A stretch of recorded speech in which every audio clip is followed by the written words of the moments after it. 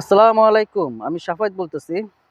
আজকে কথা বলব যাদের ঠান্ডা, সর্দির সমস্যা আছে তাদের জন্য একটা টিপস। সো যাদের ঠান্ডাজনিত সমস্যা আছে তারা তুলসী খাবেন ইনশাআল্লাহ। যদি তুলসী শুকনো তুলসী হয়, গুঁড়ো তুলসী হয় তাহলে আপনি ০.৫ চামচ তুলসী নিবেন। আর যদি আ তাজা পাতা হয় তাহলে আ পাতাগুলো বেটে ১ চামচ রস ইনশাআল্লাহ খেয়ে ফেলবেন ইনশাআল্লাহ গরম পানিতে। খুব ভালো উপকার পাবেন। সাথে মধু যদি থাকে মধু দিবেন ইনশাআল্লাহ।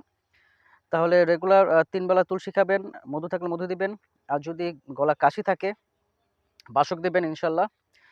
বাসক দিলে খুব ভালো উপকার পাবেন গলা কাশির জন্য এবং গলা কাশির জন্য আপনার গোলমরিচ আছে, গোলমরিচ দিতে পারেন। আর যদি জ্বর থাকে ইনশাআল্লাহ, জ্বর থাকলে গোলমরিচ আচ্ছা জ্বর থাকলে আপনার বাসক গলা ব্যথার জন্য কাজ করে এবং জ্বরের জন্য কাজ করে। নিম দিবেন।